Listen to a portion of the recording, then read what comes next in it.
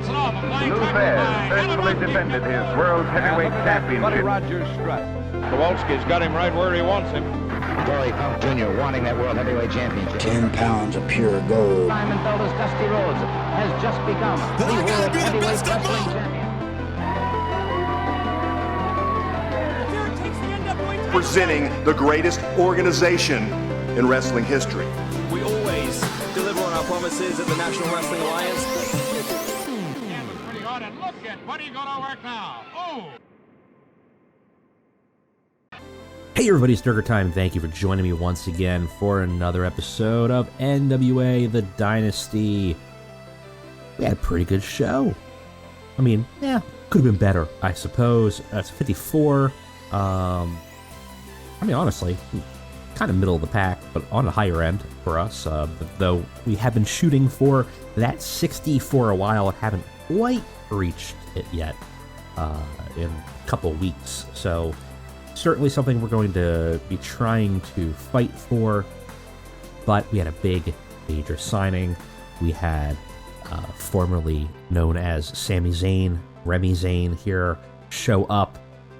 Combination of obviously his WWE name and his first name, which makes it legally distinct and able to be used. Answering Cody's call and putting Ace Austin maybe on the back burner here as a new babyface has emerged.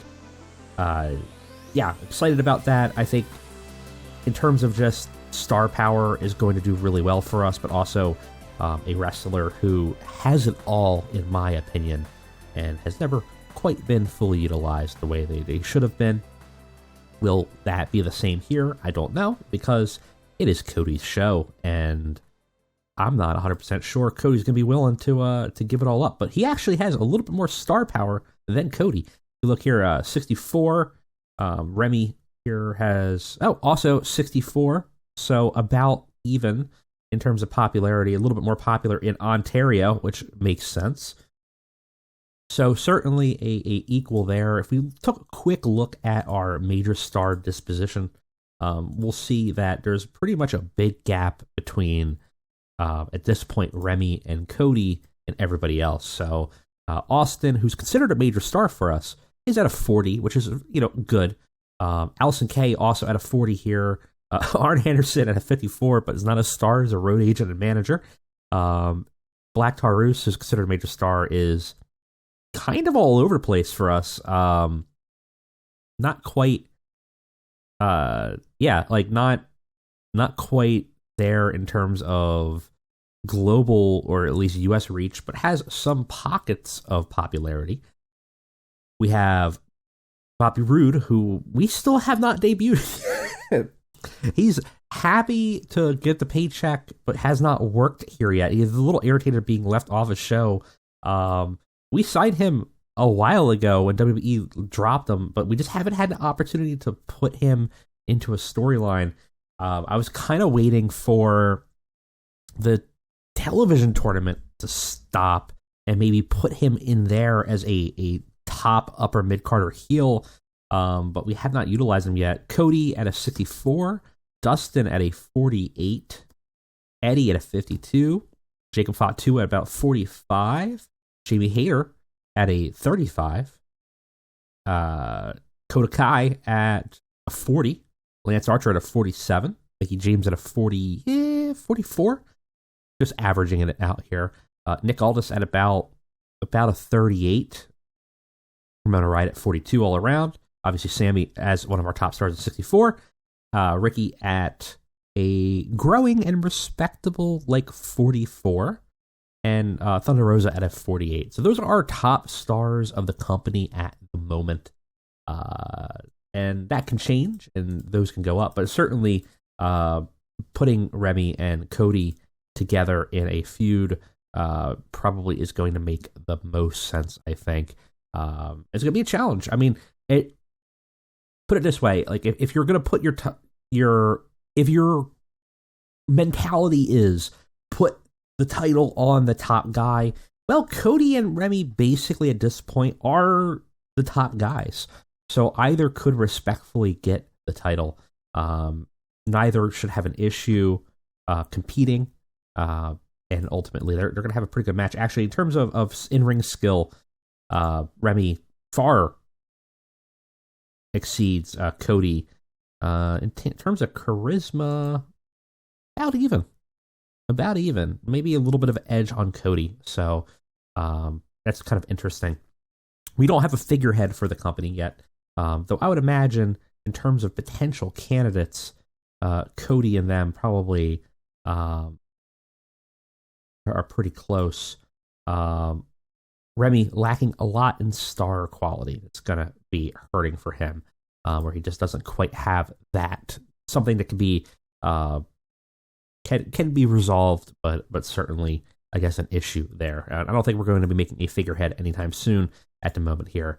But that is always a good way to kind of see where people are in terms of potential. Who's going to be your ace gives you a little bit of idea. We have our tournament. Ricky Starks unfortunately ran 2 matches last week. Ricky 2 times did it, and he does not care, I guess, and he was able to succeed very well doing that, to be honest. So he has 3 more matches at this point left. Almost everybody does. Chris Adonis only has 1 more match and has effectively been eliminated. Actually, not even effectively, has essentially been eliminated completely from the tournament. Even if he wins this next match against Joe Henning, he will not be able to move on. Joe Henning has 3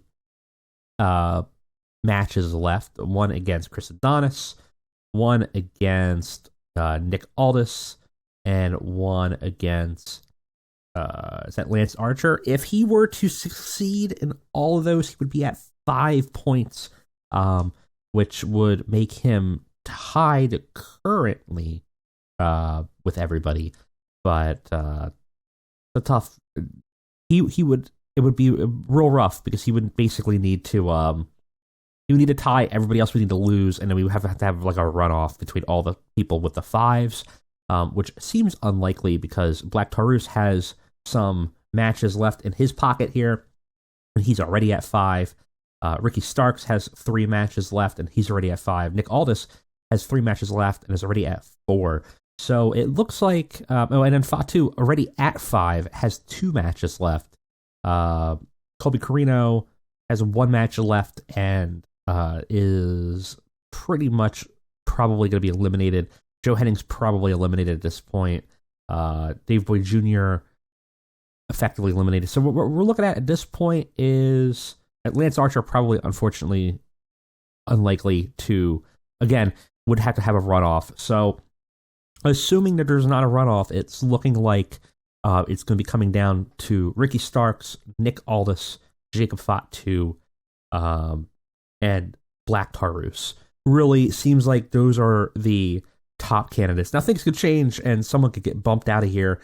Like Black Taurus has 3 matches, so he technically probably could lose 2 and then win 1 if everybody else loses. But it's getting carry for some people.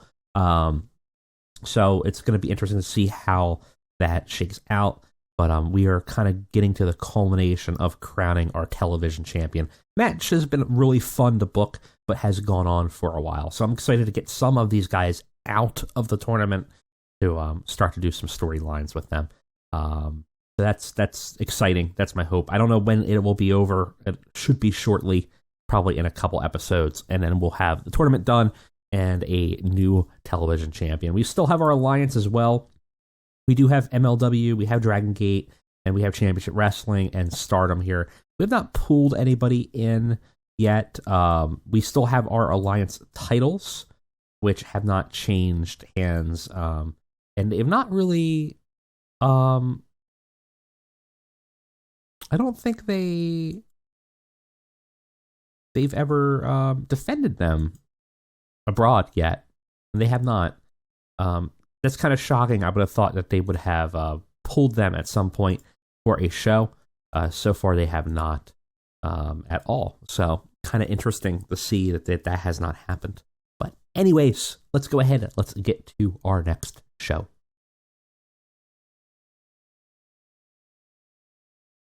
All right, we are back, and we have ourselves some backstage incidents Though it doesn't look like anything important happened. It looks like it's just QT giving some advice to his proteges, being a good locker room trainer.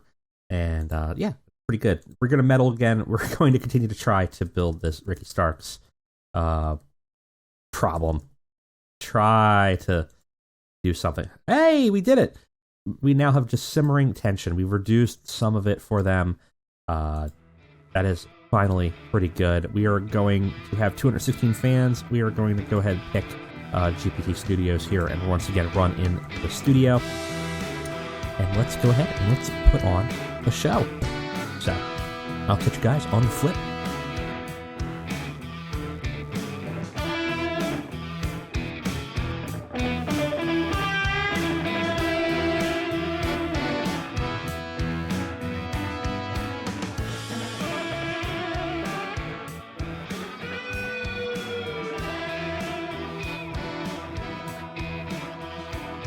Alright guys, we have 124 minutes in the bag here, ready to put on a show. How's it do? I don't know. We'll have to find out. Let's go ahead and let's move on to the show itself and see how this episode of Worldwide looks. Starting it off, we open with a pre-show match with 3 pre-show matches, give some people something to do. We have not seen Eddie Kingston in, let's say, a minute. It's been quite some time since I felt like we saw Eddie. We need to get him back in the scene, but for now, just to give him something to do, keep him calm, we're going to give him a pre-show match with his buddy Homicide in Outlaw Inc. versus Breeze and Sleaze. Outlaw Inc. easily defeat Breeze and Sleaze in 9 minutes and 38 seconds. Eddie Kingston pins Zicky Dice. Eddie obviously carrying this match with a 70. Next match up, we have Lance NWA versus Nick Camarado. Nick actually is the better in-ring performer here, which I did not expect.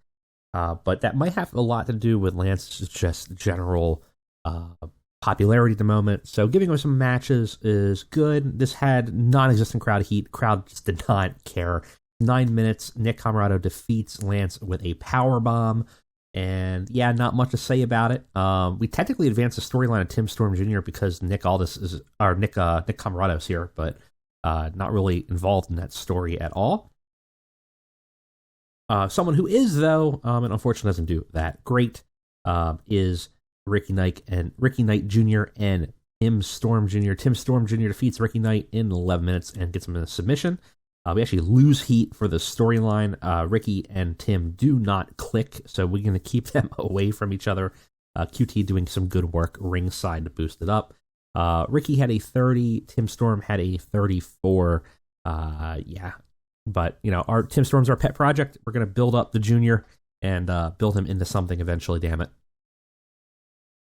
We start to show off proper with Ace Austin and Remi Zayn. Remi comes out, opens a show. He's thanking the crowd for their enthusiasm. He says it's been a long time since he's felt like he could really just come out to a crowd and be himself. There's no persona. There's no gimmicks. There's no mask. It's just the real him. Ace Austin interrupts. He is clearly mad that Remi is here at all. And he says that he's stealing the limelight and stepping out of line. And Ace wants to challenge Remi, prove to him that he's not worth jumping to the top of the pack. Remi agrees, and so we have a main event between Ace Austin and Remi Zayn tonight. Remi did well improvising. Ace Austin struggled. Ultimately, we started the show with a 66. Not too bad. The first of, I believe, 3 Strongbow Memorial matches tonight. We have Axel Henning versus Chris Adonis in an abysmal 39. We get a McGillicudder finish from Axel Henning here after being Chris gets interfered with by Zach Knight, gets bashed over the head with something, probably a chair or something like that, and ultimately allows Axel for that easy win. We learned that, being friends with Cody comes with benefits. Being part of the Dynasty comes with benefits. And part of that is having a group to help you. And Axel, unfortunately, probably is not going to win this tournament unless things go severely wrong, is clearly performing better just from having friends around him. So benefits there for him and gives him a win. Got the crowd hotter. Axel had a 50, which is actually not too bad. Chris Adonis had a 40, and ultimately gives us a 39. We got the New Horsemen's versus Midnight Heat. New Horsemen's have been on a roll and continue to be on a roll here to defeat Midnight Heat. Brock Anderson gets the win. Submits Eddie Pearl. Pillman Jr. carrying the match, but really the Horsemen is all about getting Brock Anderson some more time and build him up. Pillman had a 45. Everybody else had about a 34, 35. Brock Anderson's technically the weakest, but not too bad. Eddie also off his game a little bit here. We lose heat for the storyline, though. It's just not hot enough. Did get the crowd hotter, though. They liked it. Arn being ringside for the boys, also doing good work as a manager. Afterwards, we have another storyline that this does not go that well. Brock is terrible with no script to follow. Apparently, the dialogue here is a mess. There's not really that much dialogue, but I guess he started to shoot improv here. The Von Erichs come out, and they're just recognizing the Horsemen. They know that the Horsemen are on a roll and probably going to be their next challengers. And the Von Erichs just point to their belts on their waist, just kind of saying, hey, you want this, you're going to have to work to earn it. The Horsemen obviously looking like they want to go for it. Unfortunately, this does not do very well. It's all over the place. It's a mess. Yeah, bummer. In a very short match, it's just a real car crash of a match for our Strongbow Memorial Tournament. We have tag team partners turned competitors, Dave Boy Smith Jr. and Lance Archer. You'd think they'd go easy, but instead they don't. They just bash the crap out of each other for 5 minutes. Lance winning with a blackout. And yeah, not much to say about it. They had to have a match, and of course they were going to go hard in this match. This got the crowd buzzing, gave us a 54, and gives Lance a win. And then we move on to Delilah Doom having a match on the show. Shocking. She has a match with Kimberly, and Delilah Doom defeats Kimberly in 9 minutes and 58 seconds. She gets a fast roll up, gets that inside cradle, manages to sneak a win off of the former NWA Women's Champion. And not much to say about it. We start a new storyline, trying to have a second women's storyline that we desperately need on the show. So I figured this would be an opportunity to put Kimberly in a storyline. Delilah Doom, who's we've been trying to build up, give her a storyline. In-ring performance for Delilah is not great, but Kimberly's doing okay, and that kind of gives us a decent 47. If we get some heat behind the storyline, we could probably consistently get 50s, which is kind of what we want for our undercard anyways. So I'm not too concerned. The ultimate goal here is to make Delilah a little bit more popular and give her a little bit more screen time and help develop our undercard in our women's division.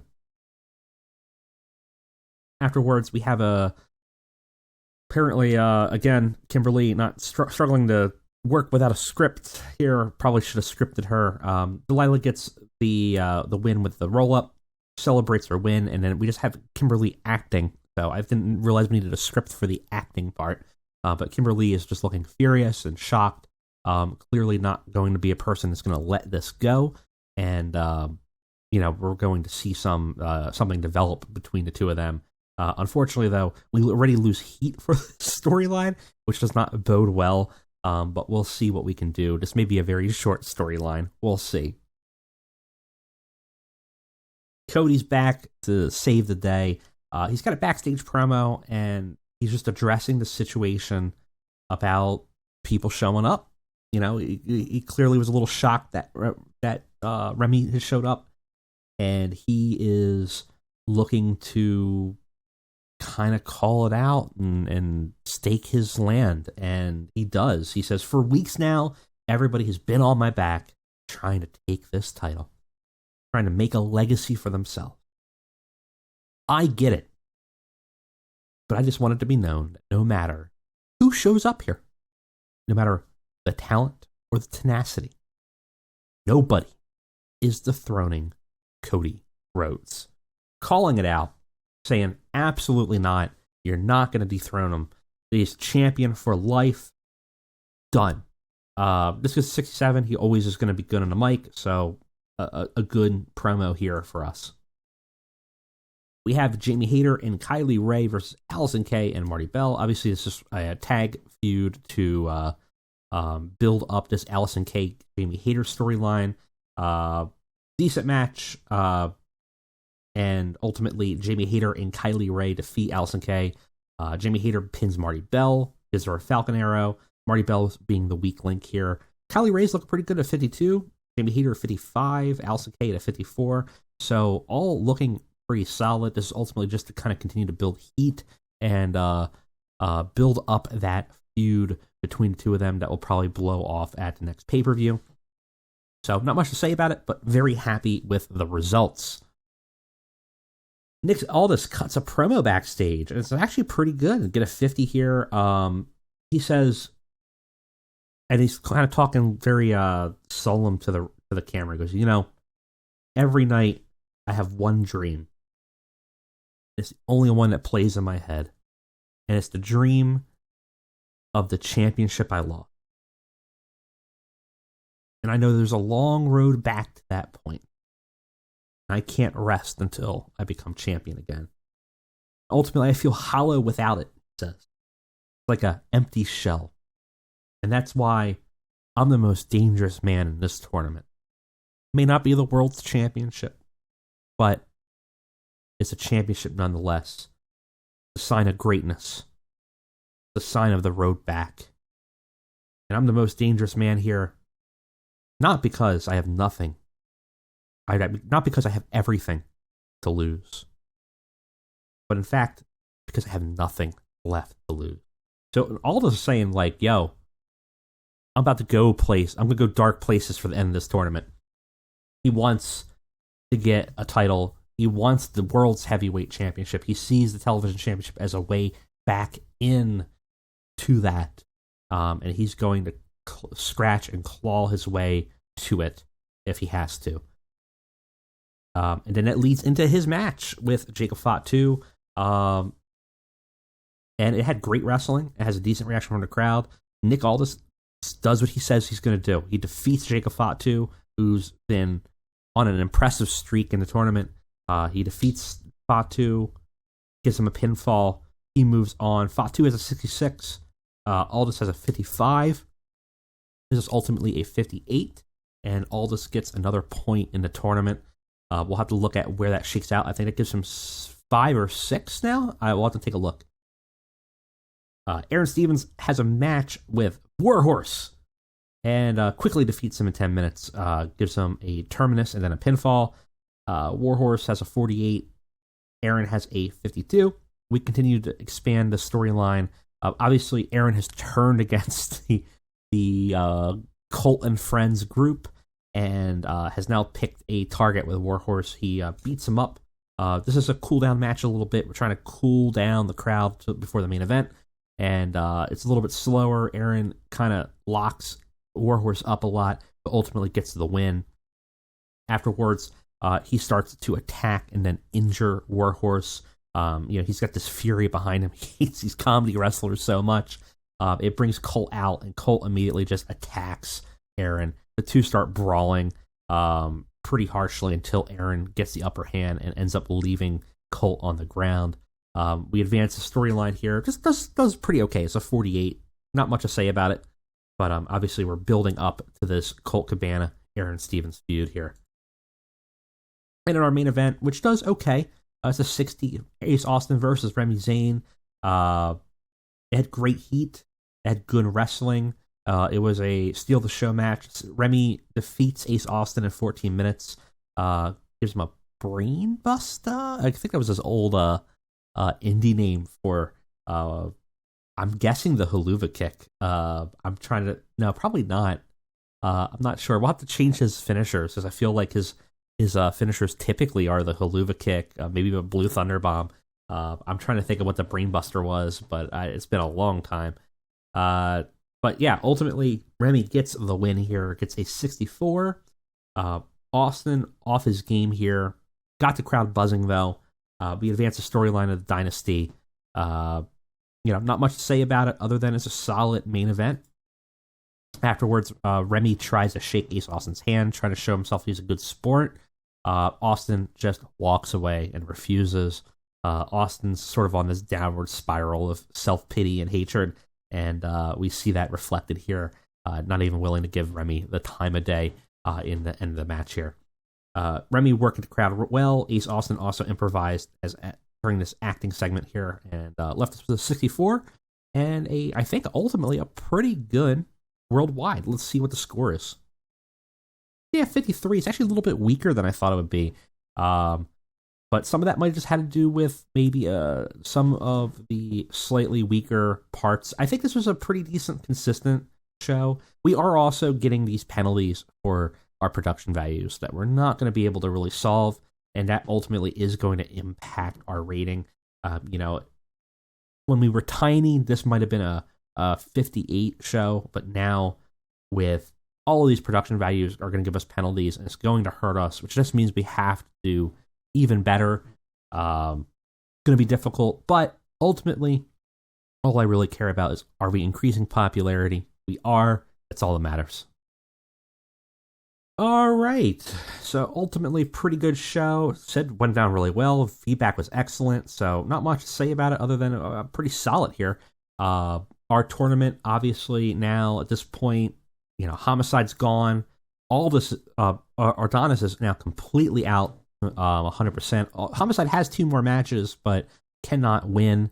Ricky Starks has 3 matches and certainly is contending. Nick Aldis has his 5th win now, not 6th, 5th. Has 2 more matches and potentially could win. Axel Henning could tie if Aldis loses, and so still in contending. Fatu could potentially win, but has a lot more limited possibilities here. He can at most get a 6. Colby Carino could still potentially tie if everybody else loses. Lance Archer in a similar situation. Black Taurus has 3 matches and at 5, so has a lot of potential here left for himself. And then Dave Boy Smith is also effectively eliminated. He only has 1 more match left against Homicide, I believe. Yep. And even if he wins, he will not be able to move on. So we are looking at this point, the finals of this tournament are looking to be either Ricky Starks, Nick Aldis, Jacob Fatu, or Black Taurus. And if something really wild happens, maybe also adding Colby Carino and Joe Henning. So we will have to see how that all shakes out, but we are in the home stretch. But anyways, that was it for me today. Thank you guys for joining. Hope to see you next time for another episode of the NWA Dynasty.